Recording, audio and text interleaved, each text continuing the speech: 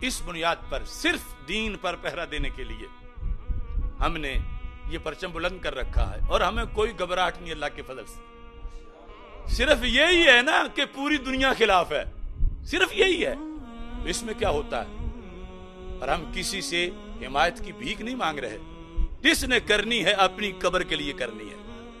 اور میرے یہاں بڑے محترم بیٹھے ہیں، ڈاکٹر آصف علی صاحب سن رہے ہیں شاید، اور یہ سارے ہمارے جتنے بھی کارکنان ہیں، کیونکہ وہ بات کر لیتے ہیں، میرے سے یہیں بیٹھے انہوں نے بات کی، جنہیں بار بار علماء و مشائخ بھی کہہ رہے تھے کہ تمہاری بات سنتے ہیں، ان سے یہ کہو کہ ہیں 100% سچے، مسلک یہی ہے ہمارا بھی، لیکن حالات ٹھیک نہیں، اور اس سے ڈاکٹر صاحب کا نقصان ہو سکتا ہے، اور ہمیں ان کی بڑی ضرورت ہے کہ جو وہ کام کر رہے ہیں پھر کون کرے گا، نقصان ہو سکتا ہے۔ میں نے ان سے پوچھا کیا نقصان ہو سکتا ہے؟ کہتے ہیں شہرت کو نقصان ہو سکتا ہے، کہ لوگوں میں آپ متنازع ہوں گے، لوگ آپ کے قریب نہیں آئیں گے، آپ کی تقریر نہیں سنیں گے، تو لوگوں میں شہرت کو نقصان پہنچے گا۔ تو میں نے کہا میرے قرآن نے تو یہ کہا ان اکرمکم عند اللہ اتقاکم،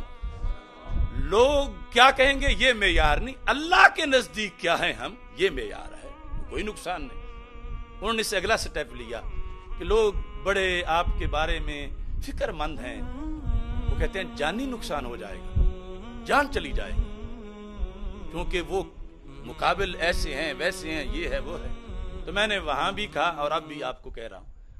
اور یہ کبھی شاید میرا کہا ہوا تمہیں سننے میں بڑا لطف آئے گا،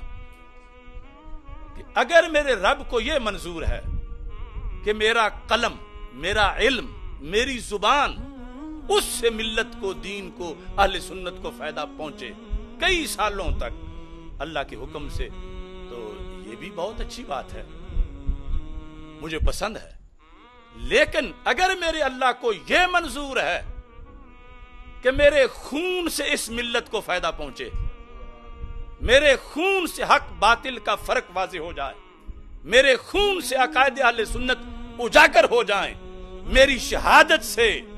اہل سنت اور رافضیت کا فرق واضح ہو جائے، تو میں اس پر بھی اللہ کے فیصلے پر اگر اس کے نزدیک یہ ہے تو میں 100% مطمئن بھی ہوں، تیار بھی ہوں۔